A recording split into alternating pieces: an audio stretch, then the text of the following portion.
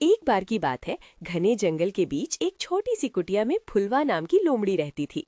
फुलवा बहुत समझदार, मेहनती और खाना बनाने में माहिर थी। पूरे जंगल में उसकी रसोई की खुशबू दूर दूर तक फैला करती थी।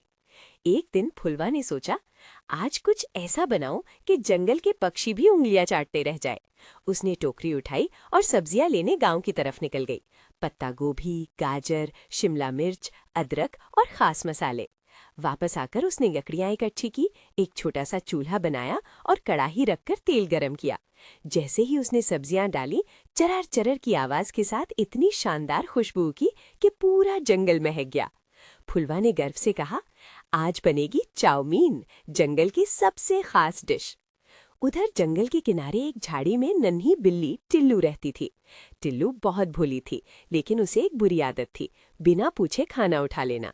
जब चाउमीन की खुशबू उसके नाक में पहुंची, उसका पेट गुरगुर करने लगा। ओह, ये कैसी खुशबू! अगर मुझे ये खाना मिल जाए तो। वो धीरे धीरे दबे पांव लोमड़ी की कुटिया के पास पहुंची। उसने देखा, फुलवा कुछ लेने अंदर गई है और कढ़ाई अकेली रखी है। मौका देखकर बिल्ली फटाक से अंदर घुसी, कढ़ाई उठाई और सारी चाउमीन चट कर गई। आखिरी कौर खाते खाते बोली, वाह, ऐसा स्वाद तो कभी चखा ही नहीं, और फिर भाग गई। जब लोमड़ी वापस आई और उसने कढ़ाई देखी, उसकी आंखें फैल गईं। अरे, ये किसकी हिम्मत जो मेरी चाउमीन खा गया! उसने ध्यान से देखा, मिट्टी पर छोटे छोटे पंजों के निशान बने थे। ये तो बिल्ली के पंजे हैं, यानी चोर बिल्ली टिल्लू। लोमड़ी नाराज तो हुई, लेकिन वो समझदार भी थी। उसने सोचा, गुस्सा करने से क्या होगा। अगले दिन लोमड़ी ने फिर से चाउमीन बनाई, लेकिन इस बार चालाकी से।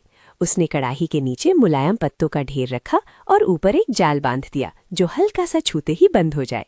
जंगल के बंदर ने पूछा, बहन, ये सब क्यों? लोमड़ी मुस्कुराते हुए बोली, कभी कभी चोरी करने वालों को सिखाने के लिए जाल नहीं, सबक तैयार किया जाता है।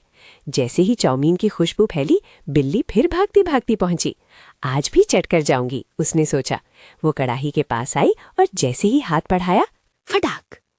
जाल गिरा और बिल्ली पकड़ी गई। बिल्ली डर कर रोने लगी, मुझे माफ कर दो, मैं बस भूख से परेशान थी। लोमड़ी ने कहा, भूख बुरी नहीं होती, लेकिन चोरी बुरी होती है। अगर तुम मांगती तो मैं खुशी से खिलाती। बिल्ली शर्माते हुए बोली, अब कभी चोरी नहीं करूंगी, वादा। लोमड़ी ने जाल खोला और उसे पास बैठाकर एक नई प्लेट में ताजी गर्मा गर्म चाउमीन परोसी।